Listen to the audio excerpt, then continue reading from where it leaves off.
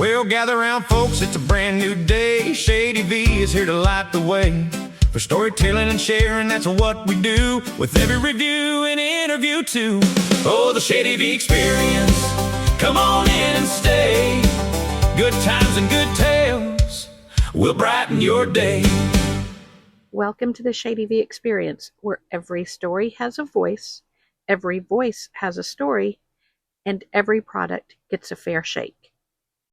Hey y'all, I want to paint a little story for you really quick. 1865, a widow with 3 kids and a wagon heading west into Ohio, into a land that's supposed to be hers if she can survive long enough to claim it. That's the world of Dogwood. But here's the thing. The woman who plays her, who co-directs her, who is her in a lot of ways, didn't learn about survival on a film set. She learned it as a combat Marine. Today, I'm talking to Ruby Garnet about the movie, the woman behind it, and what happens when your own life keeps writing your characters for you. So, Ruby, I heard your interview on the Bobby Bones show, and I loved your story so much that I felt compelled to reach out to you. And thank you for agreeing to this interview. And let me start by saying I love, love, love your name. My mother's birthstone is the ruby. Mine is the garnet. So I feel like this was meant to be. So thank you for joining us tonight. And Ruby, can you tell us a little bit about yourself? So I want to say thank you so much for having me on. It's a total pleasure. I'm really, really happy that you reached out to me. My name, Ruby Garnet, it comes from my father's mother, my grandmother. So I was named completely after her, and it's really special. It took me a long time to like my name. I used to get made fun of all the time, but I love it now. My birthstone is Garnet, so I really love it. A little bit about me. I grew up in Southern Ohio. I moved around a lot. I'm the 4th child, so the middle girl out of 6 kids altogether. So 3 boys, 3 girls. Big family, moved around quite a bit. I spent a couple of years in Texas. I have family in the Baytown area, and I actually lived in South Texas, not as south as Austin, but I love Texas. So shout out to my Aunt Ellen and Aunt Kelly, and my best friend actually lives in San Antonio. So I'm going out there to visit her. As a young girl, I did tons of theater, pageants, modeling, and my senior year, I participated and competed in the Cincinnati Overture Awards and made it all the way to the finals and had 3 big colleges that I had to audition for. But instead of going to college, I decided to join the Marine Corps. So in March, I graduated early from high school and I went to boot camp and spent 8 years in the Marine Corps. My first duty station was at Camp Pendleton. I deployed once to Iraq. And then in 2007, I left the Marine Corps, joined the federal government as an intelligence officer, and worked in the federal government until 2017. I'd like to say the Marine Corps was some of the best times, and it was some of the absolute worst times. And it prepared me for so much. During the federal government, it was a lot of ups and downs. I wasn't really happy in that job. And from the time that I joined the Marine Corps till 2010, I had 3 children, and working in the federal government was really hard with 3 young children. So in 2017, I left the federal government to explore a fitness career. I'm really big into fitness and nutrition, and I built myself like a 5-year plan to go from the government into my own business. And once I got into fitness and nutrition, I realized it didn't fill that hole that I was looking for. So as an athlete, I was competing in Spartan races and doing marathons and triathlons. And I started getting picked up for fitness modeling, and that kind of morphed into runway. From there, I started going back to acting. So I was in New York a lot from 2018 through right before COVID started, auditioning left and right with tons of casting directors, and I had an audition with a producer from Billions, and then that kind of went nowhere as everything got shut down on March 16th for COVID. So that went away, and I've been trying to get that back ever since. So right now I have about 50 plus film and TV credits.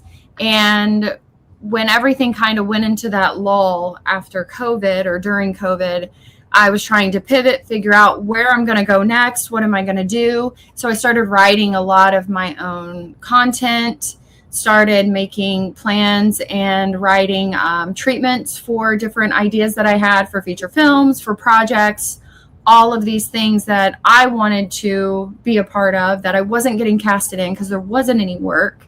And the work that is there, everything is completely saturated. So it's very difficult. I just started writing a lot of my own stories and my own short films, and those morphed into my feature films. You know, I've been getting a lot of cast. I've been getting cast in a lot of bigger projects, especially since Dogwood took off. It's been really, really incredible with everything that has been happening, especially around Dogwood, and just connecting with a lot of people and casting directors and directors, producers, all of those types of things. Dogwood comes out in September. So that's pretty much me right now up to today. So I'm hoping, well, I know we will learn more about your character, but it sounds like Ruby is pretty much a badass, just like the character of Dogwood. That's amazing. And first, let me thank you for your service. My pleasure. Thank you. So you left the government and your intelligence career to go all in on filmmaking. I know you said you left that career because of the children or because of your family. Was that the only reason? Was there anything else that led you to follow your dreams of filmmaking? I started having that bug in high school, and from being in the military and getting out of the military. Before I left Camp Pendleton, I started auditioning in LA, and it was very short-lived because then we had moved to the East Coast, and that's where I started working as an intelligence officer. I was never really happy with, and I wasn't fulfilled with what I was doing. And everything that I do, I give 100%. I'm all in, and it doesn't matter what's happening. I put everything to the side and I focus on this main priority. And I felt like sometimes I was the only one doing that. I cared a lot. And when things would go awry that we really had no control over, there were a lot of people that didn't care. There was one instance in December of 2016. I did personnel recovery and hostage recovery towards the end of my career in the intelligence community. And, you know, we had seconds to make changes, make calls, do things. And as I'm calling individuals saying, hey, we need to do this right now, it was a lot of, why are we doing this? And I realized that I just couldn't do that anymore. I would spend hours, sometimes 12 hours at work, pick up my kids late from daycare, and the people I'm working with they just didn't care. And I just couldn't, it tore me apart, and I just couldn't be a part of it anymore. Yeah, so no, I get it. Something for me. Yeah, I get it. It's tough to stick around a place when you're the only one that has the passion for the job. That's tough. Well, thank you for your stint in intelligence as well. Let's talk a little bit about Dogwood. So okay. What was the origin of the story? Like before it was even a script, before it was even a set, how did this idea come to you? I was throwing around ideas and writing things out in my notes in my phone, coming up with, what can I do with this idea? What can I do with that idea? And my younger sister, who loves Westerns, I was talking with her on the phone, and she's like, have you ever thought of a Western? And I said, yeah, well, Westerns are really expensive, but tell me more. what are you thinking? And she and I kind of spitballed back and forth with some ideas about a woman during the Civil War and moving out west to claim land and different things like that. And we came up with the outline of Harriet losing her husband and having 3 children and trekking that land from Virginia, where her and her husband and her family lived, all the way out to Ohio, where it was, during that time, it was kind of the frontier just as much as the more southern Texas or Mississippi. And so I started doing research about where Ohio was during all of that history. And between her idea and what I found and what I wanted to really showcase with the story, it all fell into place historically with how Ohio developed the Underground Railroad and just different laws that were being passed and who was settling and how the Native Americans were moving and all of those things. So it came from an idea kind of from my sister, and we morphed it into the story that it had become when we were in pre-production. That's cool. That's interesting. I love that. So you actually wore multiple hats in Dogwood. You were a director and an actress. So, and you played Harriet. Is that correct? The lead character. So tell me, how do you direct yourself in Harriet's most vulnerable scene of this movie? It's really, really tough. So in parts of the film and during principal photography, we did have a director that was the primary director, and I directed in other scenes, other pickups, pre-production filming, and things like that. When I go to direct myself, I have to have everything laid out. I communicate with the director of photography, the DP. He has my shot list. He knows exactly the wickets I'm looking for. And in pre-production, that's when you make your film. If your pre-production is laid out, it is communicated effectively with your team. Everyone knows what their jobs are. Everyone knows what the director's looking for. They have the shot list. And if I'm directing myself in a sense, and I'm also directing, I want to look at what the shot looks like after we film me in the scene. Sometimes I can't see myself as well as I'd want. So what I do is I communicate with my DP, who I have a great relationship with. I use the same director of photography in all of my films. And we have the communication to where he knows exactly what I'm looking for. And if he feels like I'm not getting it, we have that discussion. And then I go back into the scene and put the hat on of the character. It is very stressful. Yeah, I can imagine. And if your pre-production is not on point, it's going to be very difficult to reach what you're looking for when you're filming. Oh, geez, I can only imagine what that's like. Now, you hear stories about movies and actors or actresses having conflict with directors or vice versa. Was there ever a time that director Ruby had to overrule actress Ruby? Absolutely. And not just in Dogwood, but in other films also. So actress Ruby might want to do another take because I felt like it wasn't what I was wanting as an actor. Mm-hmm. I felt like I could maybe go deeper or do something just completely different. But director Ruby knows exactly what she's looking for and has to consider the entire project and production. The schedule, the coverage, the other actors, and if we've already gotten exactly what we need. Yeah. So sometimes I'm not mentally focusing on directing when I'm acting. I'm thinking it's all about me. As the actor, it's all about me and making sure that, I look a certain way. I'm doing something specific. but then I need to pull myself out of it and kind of stop myself so that we can move on, so that I'm not just focusing on the wrong thing at the wrong time. Well, so let's talk a little bit about Harriet. Okay.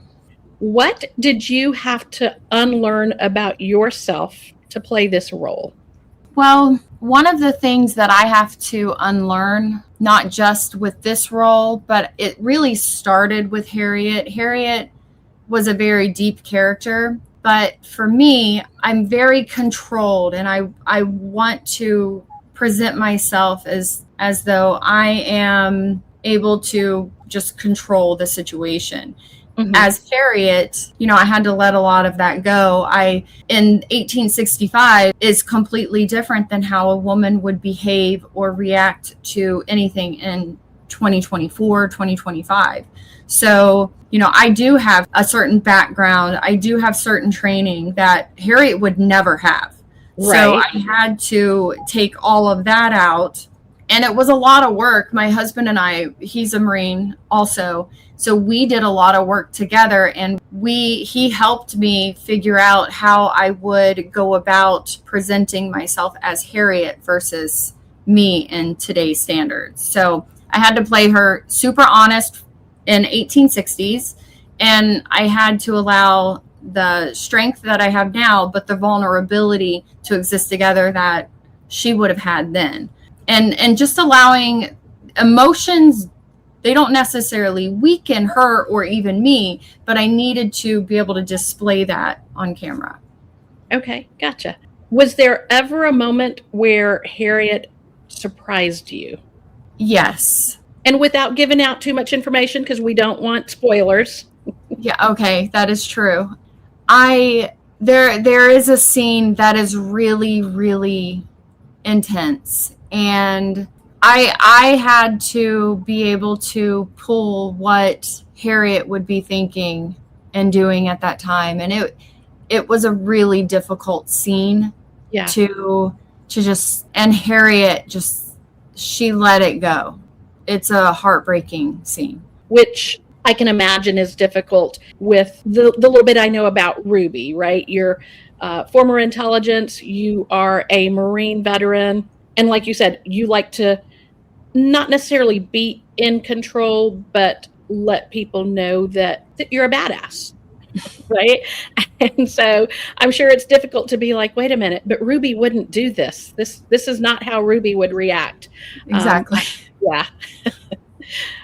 So what was the hardest scene for you to shoot, whether it was physically or emotionally? The hardest scene for me to film, and this really, I'll name a few, was the hardest scene for me was the saloon scene. That was the third day of principal photography, and it was very crazy. There was so much movement involved. There were so many things going on. Me being the producer and knowing what the schedule was looking like, I could not focus on what I needed to do as my character. Mm-hmm. That was the hardest. And that took a lot of that drained me emotionally, because I'm very creative, but then I'm thinking, all I could think about was, oh my gosh, this is happening and that's happening. And there was a problem with certain things behind the scenes, and that's all I could focus on. So that was the most difficult scene for me to film, because I just could not focus on where I was, what I was doing, who I was with in the scene. And that's a really pivotal scene. And I think that it did take away from the film, mm-hmm. me not being present. The hardest emotionally was the scene that I just mentioned prior. It's a really heavy scene. I don't want to give too much away, but there was a lot of screaming and a lot of sadness involved. And when you get yourself there emotionally with sadness, you have to think about, or at least how I prepare, I think about a lot of my past that would get me to that point where I would feel the same way that I do in the scene. And when you get yourself there, it is so draining.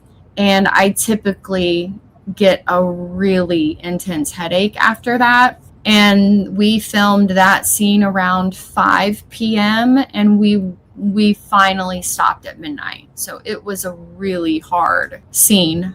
And then we had to do pickups for that scene too, because we didn't get specific things that we needed.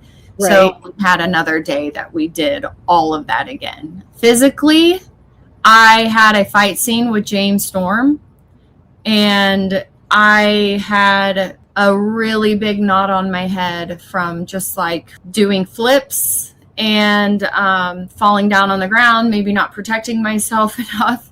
But I was pretty beat up with bruises and knots on my arms and legs and my head after probably a 5-hour fight scene. And then we did more pickups for that one too. So we did 2 days of fight scenes. It was awesome. It was some of the best parts of the film, but it was definitely physically draining. So, yes or no, did you do all of your own stunts or the majority of them? I did all of my own stunts. There is one scene where a girl is riding a horse that is supposed to be me. That is the only time I didn't do it. So then you really are a badass. Awesome. That's cool. Thanks. So how much of Harriet's grit is drawn from your own life? So when I create a story and characters, I typically create every story after my own life and most of the characters after some part of me. So in Dogwood, it's how it started isn't necessarily how it ended or how we finished it, but every character in Dogwood, I pulled something from me and put it into the character. Some of it didn't transform as well as I wanted it to, but Harriet is me 100%. Everything that we saw Harriet go through is coming from me, and her grit and the resilience that she had to overcome it is modeled 100% after my own life. So you had an actor who played the villain in this movie, and our listeners may know the name, Mr. Eric Roberts. So he's played villains for decades. What did he bring to his character that wasn't on the page, that wasn't necessarily in your script? Eric, if you don't know Eric, you need to look him up. He is an incredible actor, and I'm not sure why people don't know him as well as they should. But I mean, yeah, I've seen plenty of his stuff. So yeah, Best of the Best. I remember watching that over and over again when I was in the 90s with my brothers. We loved the Best of the Best. And the funny thing is, the Best of the Best at the beginning, there's machinery. Not to get off on a tangent, but it's Cincinnati Millicron, and that's where my dad worked at that time. Oh, cool! It's really cool, but at the beginning of the film, I don't know exactly if his character works in Cincinnati Millicron. I'd have to go back and look, but you see Cincinnati Millicron on the machines, and my dad painted those machines. He was a painter there. That's awesome. Thank you. Yeah, my dad is such a good painter even still. So Eric, and we were blessed to get Eric. There were a lot of stumbles with this character, and one day I said, you know what? I'm gonna go on IMDb Pro, and I looked up a bunch of actors that could do FICOR and be in a non-union film. I just called Eric Roberts' agent, Peter, and within 12 hours, Peter called me back and connected me to Eric's manager, who is his wife, and Eric signed on to the film within 24 hours. At the moment that he said he would be a part of it, we were filming in 8 days. So we got Eric 8 days before we started filming. I mean, complete pro. him and his team, they communicated so well with us. And I had an assistant who is a rock star. Her name is Nina. She did so much. If Nina was not there, it would have been a complete disaster. But Eric came on the set, and he's just he's so good. He's not only unpredictable, but he just has a presence, and he's so nice. Like, he'll just go and just talk to everybody and then turn it on. You know, I've been on set where some people, they don't want to talk to you because they're trying to get in the mode and trying to focus. And Eric wasn't like that at all. One minute he'll be joking and laughing and being friends with everybody. And then the next minute he turns it on and he's the villain sitting on a horse threatening to murder me. You know, he's just someone that has such a high level of experience that it's not the conventional villain. You know, you think he's a nice guy and you want to like him. And then the next minute, you know, he's slapping some girl and you're like, what in the world? You know, it's just, but he just turns it on so quickly and so naturally. You know, he'll improv certain things that just moves the plot forward, or it just makes the scene just so much better. He has the behavior and the nuances that, you know, you just want to watch him. It's pretty cool. And at the same time, he's got like this character that you don't want to watch, but then you're watching. It's like a train wreck. It's a good train wreck. I don't mean it in a bad way. It's really good. No, that's awesome. I love how you just, again, being the badass, you're like, you know what? I'm just going to go for it. We're going to call him and we're going to see what happens. Yeah. So is there a story from directing him that has stuck with you? Like anything in particular? So I did not direct him personally. Every scene that I was in with Eric, well, every scene that Eric had, I was in with him except for one. And and I have a funny story about that. But working with Eric in front of him, he listens. The director will tell him to do something and he'll listen. He's just like, yeah, boss, got it. And he adjusts. What my big takeaway from him is he's such a high level actor. He is an A-list actor. You know, he's on this indie film in the middle of Southern Ohio, taking a chance, not knowing what's going to happen. And he performs exactly like he would perform on Batman. So my big takeaway from Eric is he's a pro. He knows who the boss is, and he does what he has to do to make sure that he is hitting it out of the park and living his role, but also respecting who's the boss. It's an incredible dynamic. So the thing that I learned from Eric is be humble, do your job, do it well, and, you know, perform like you would for an Emmy. You know what I mean? Yeah. He makes like winning actor choices. He's great. Well, and I love that because that's not just for actors, right? That's anything you do in life. You do your best. Yeah. Work hard, do your best, stay humble. So you said you had a funny story about, is that something you can share without spoiling? It has nothing. So one of the big things that I say about filmmaking is the real juicy drama happens behind the camera. Right. Not in front of it. So I do have permission because I asked Barry. Barry was one of the actors on Dogwood. Phenomenal guy, Barry Ratcliffe. He's a SAG actor. He's freaking phenomenal. So the one scene that I was not in Eric with, Barry was in Eric, or was in the scene with Eric. And I was doing producer work, making sure things were running smoothly, making sure people that had already wrapped got paid, different things like that. So I didn't get to see Barry too much. I didn't get to see Eric or any of the actors much that day. I was kind of off to the side doing a bunch of stuff. So towards the end of the day, Barry's rapping and I'm like, hey, I didn't get to say hi to you. How's everything going? How did the scene go? Filming, all of that, blah, blah, blah.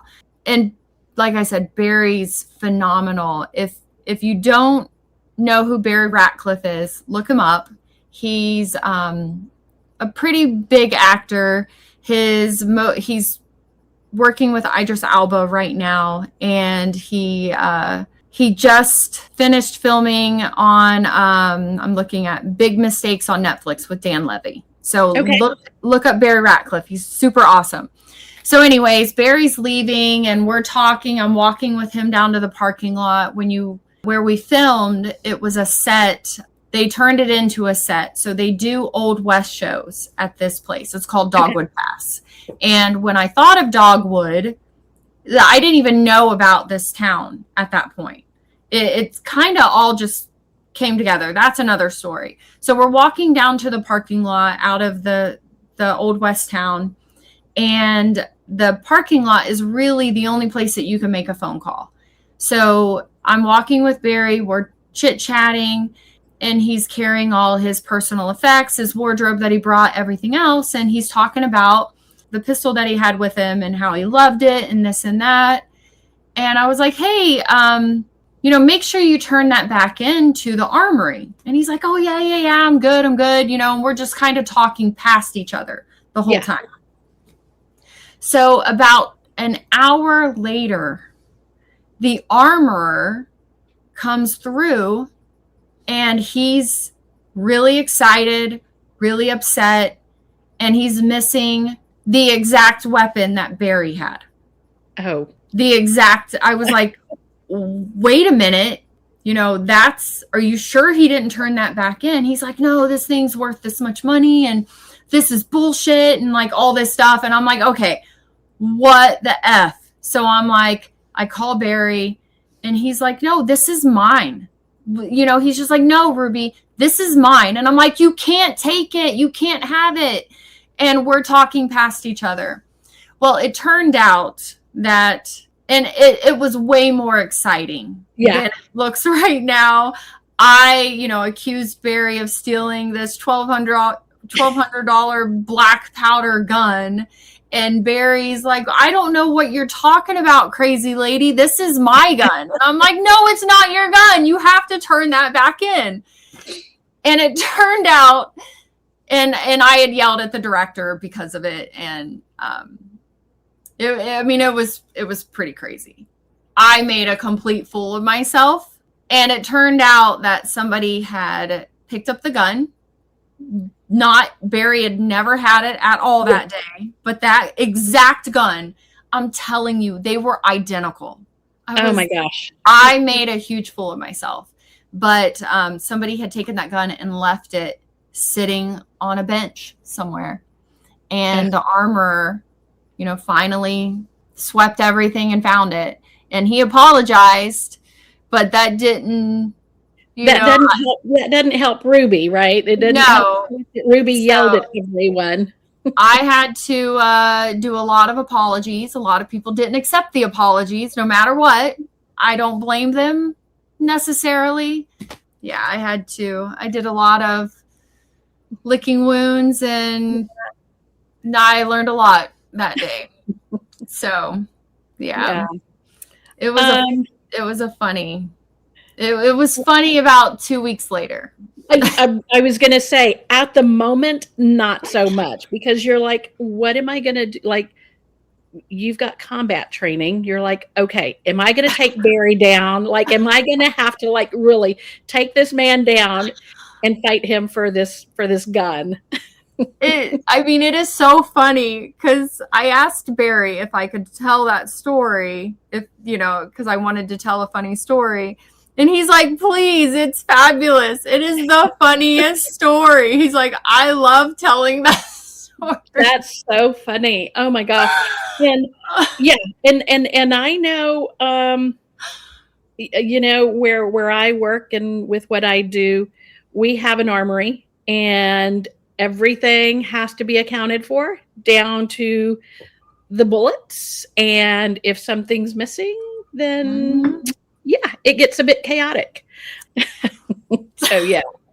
Well, I'm glad that that you guys found it. Sorry that you had to apologize to everyone for it, but I'm always apologizing to people, so it's just another day. well, I was about to ask you what was your best on-set disaster story, and that might not that it was a disaster because it turned out well, but was there a best on-set disaster or That was definitely up there. There is another, it wasn't on set. I would say that one was definitely like an on-set type thing. One of the on-set disasters, I guess you could call it on-set. We were working really long hours. So crew was really starting about 6 a.m. in the morning most days. And we tried to wrap by 10 p.m. Sometimes we had night shoots. But there were days that my DP, who's a really good friend of mine, he didn't get sleep some nights. And one night, one of the guys had a mental breakdown and started banging his head in the shower. And my DP was just like, oh my gosh, I don't know what is happening. And I was driving to my Airbnb, which was an hour away. And he calls me and I turn right back around and I didn't sleep at all that night. And that was Thursday night into Friday. So filmmaking is really hard. And a lot of people don't realize that if you don't have everything together and all of your I's dotted, all of your T's crossed in pre-production, principal photography is going to be a disaster. Yeah. So it was pretty hard, but the guy, he had a mental breakdown and it was really scary. As movie watchers, we see the final product. Some people may have an idea of what goes into filmmaking, but they don't really have like the whole thing. My youngest was in theater in high school, and I know that was long hours, and that was stage acting. Yeah. That was hard work, long hours. I can't even imagine what being on set for film, what it takes. I've had to shoot videos at my job for online training, and we're talking 15-20 minute clips for training, and I wanted to kill the people. I wanted to strangle them because I'm like, this isn't difficult. What are you doing? So I can only imagine. Oh my gosh. What surprised you the most about the final cuts versus what you actually shot? The final film compared to what we shot. So we did about 20 days of filming total. Okay. And I have so many lessons learned from that in itself. But with the 8 days of principal photography, I think it was 8 or 9, a lot of the filming that we did in principal photography, there was a lot of film we couldn't use. And it was heartbreaking. Mm-hmm. So in September, after filming, because we filmed the principal photography 2 years ago. So August 4th through August 15th of 2024. Wow. And I filmed 2 days before principal photography because we did a lot of the Civil War reenactment scenes. So I directed those and filmed those. And then we did the principal photography. And it was the crew that I assembled, essentially, no one really knew each other. So it was, we're getting used to each other and what people say and what they mean. And everything's coming together in pieces. Mm-hmm. So my DP, and he was the editor also, he and I have a really good relationship. We know exactly what we mean when we say something. We know what each other's thinking. So if I'm directing something and he has my shot list, he knows exactly what I want. And he knows that he can tell me a certain thing and it's not going to hurt my feelings. He knows how he and I communicate. Right. When we assemble a team that doesn't know each other, you're kind of walking on eggshells around each other. There were times that the camera didn't get turned on. There were times, we had 3 cameras and we were essentially filming all at once. Sometimes the main camera didn't get turned on, especially on day 1. We had to go back and try and get something from not turning it on. But then, you had somebody in plain clothes hanging out in the corner and no one caught it. Or like a big pile of trash and Gatorade sitting on top of the bar. So we had to make a lot of decisions. Were we going to spend thousands of dollars in special effects editing? Or are we going to use a different clip that wasn't so good, but it doesn't have all of that in it? So we had to make all of those choices. But when we were looking at the film and putting everything together, there were a lot of scenes that didn't get shot. There were a lot of scenes that were maybe too dark and we couldn't lighten them up. So we put everything together with what we had. And John and I, it was pretty scary. I was just, for probably 30 days, I was just trying to think, what are we going to do? How do we pivot? How do we make this a film? How do we do this? So then John, he worked every day on this film for the last 2 years. He edited it. John, I call him the godfather of Dogwood. Without John, we would not have a feature film. Yeah. We would not have anything. Like, he is everything you want in a teammate, and a director of photography, and an editor, and a friend. Like, he is one of the most loyal and hardworking people I know.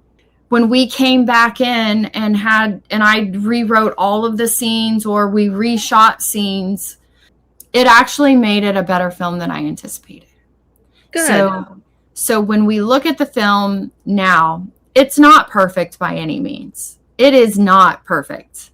But knowing what the last 2 years encompassed and what we had in September compared to what we finished in March of 2025 and had edited it, and then the special effects editor, and then the color grading, it's a masterpiece. Yeah. And I am so proud of it. And I really don't care if someone doesn't like it, because you know what? My heart and soul and tears and everything I had went into that film. And I know that no matter what I do, I can create and finish something, because that's some of the hardest work I've ever had to do. And that sounds crazy, but it is true. Well, I'm looking forward to watching this.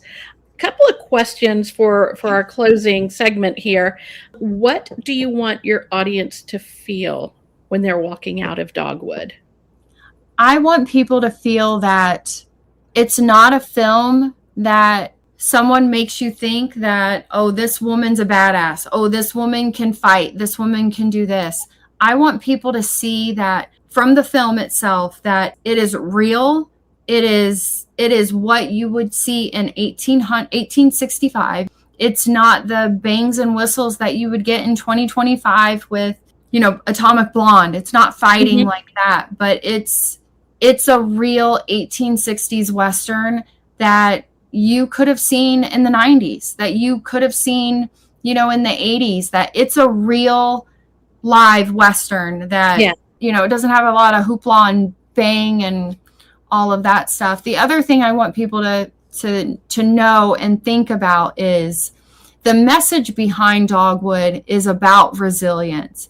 It's about standing up for yourself. It's about doing whatever you have to do to survive and to get justice. That everything you do matters. So taking all of those things and understanding that, we're in a time right now where the message that you'll get from Dogwood is very relevant to today's messaging.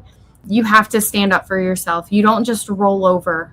If somebody does something that you don't agree with, You don't just take it. You stand up for yourself. If your children aren't getting what they need in school, you stand up for them. It's that message. Yeah. And on top of that is, I'm a girl from Southern Ohio. I grew up in very humble means, and I've done everything to get myself to where I am today. And if I can do it, absolutely anyone can do it. It takes determination. It takes perseverance and persistence and resilience. And a lot of people are going to tell you that you're not good enough, that you can't do it, that you're going to quit. Use that as firepower to say, you know what, I can do this. And if I can make a feature film and pursue my dream as an actor and get to where I am right now, absolutely anyone can do it as long as they have the right attitude. I love that message. I love the message in the movie, and I love your personal message, right? Like, just stand up for yourself, do what you have to do, put all of your heart and soul into it to make it happen. You know, you're talking about, if you can do this, you know, other people can follow their dreams. I, several weeks ago, interviewed 2 young adults, Max Milton and Clover Campbell from here in Austin, Texas. They're both going to be starting their senior year of high school in a few weeks. And like you, they co-wrote, co-directed. They were co-producers. Max did editing, and Clover was actually one of the lead actresses. And it started off as just a little project that a group of friends, they're like, oh, let's make a movie, or let's shoot a short film. And it turned into a feature-length film. They actually had a premiere for their friends and family at one of the local theaters here. And the title of their film was What Happened the Summer of 2000. You kind of already touched on this, but what advice would you have for them or anyone else looking to get into filmmaking? Well, for them specifically, I mean, they've already gone through that whole part of building the feature film. My advice to them is to take notes, think about all the things they learned, write down essentially their after action. These are all the things I learned. These are all the things that I would have done differently. These are all the things that we could have done better. These are all the things that we did really well, and build a plan on how to develop doing this better, or how would we make these things different? Yeah. So that's to everyone. Every time you do something, you're going to learn a lot of new things from it, or what you would want to do. So write all of those things down, keep a journal, keep a log so that you can go back and reference. What I would recommend to people that are wanting to build a feature film, I recommend first putting it into a treatment and breaking it down completely. And feel free to put my information down so that if anyone wants to reach out to me, I can send them all sorts of stuff that can help them out. But right now I'm working on 4 different feature films or series projects. And I have a treatment for all of them, and I'm just building them out. And it's kind of like a breakdown of how all of the projects go, and how I want to build them out from there. Okay. And so you have to start with an idea and a plan, and then just build them out and focus on one thing. Now, when you start focusing on one project, like I was saying before, everything is done in pre-production. Your pre-production and how you are going to plan and communicate for that feature during principal photography, or even a short film. You need everything just completely done correctly in pre-production. And that in itself is, making sure you have a director, and the director understands their expectations and what their job is. You have production assistants, you have producers, you have casting directors, everyone has their roles, and they know exactly what their role is. You have a means of of funding and how to get the funding and how you're going to, pay the actors or pay the crew. You have to have everything outlined in pre-production. When you go into principal photography, really the only thing you want to focus on is shooting that film. Everything else should be organized and done in pre-production, so you have nothing else to worry about. And I know that they had went ahead and did a feature film, but it sounds like they shot small parts as shorts and then it kind of became a feature film. Yes. So that's a really great way to do it. What I started doing, I created a bunch of shorts. They don't go together, but I filmed, a 15-minute short here, a 5-minute short here. And it really helped me to develop and organize and understand how to manage pre-production so that when we did do it for Dogwood, I really understood and had an idea of how everything would go.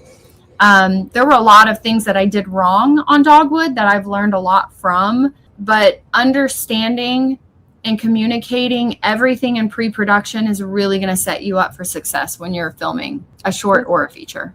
Well, that's awesome. Ruby, thank you so much for your time.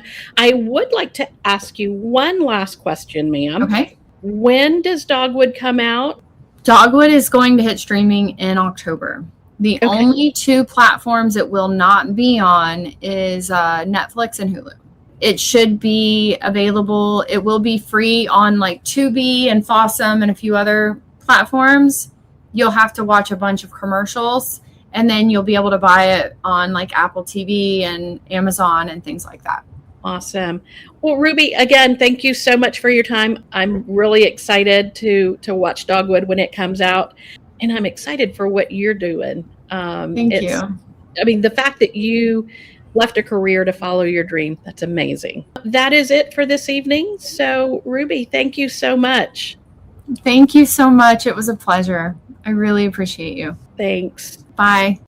That's a wrap on another episode of the Shady V Experience. Thank you for spending your time with me today. Be sure to subscribe so you never miss an episode. And if you enjoyed today's conversation, leave a review and share it with someone who needs to hear it. Your support helps this community continue to grow. Keep the conversation going by following the Shady V Experience on social media, and don't be afraid to join in. We love hearing your thoughts, stories, and ideas. Until next time, keep it shady, but always keep it real.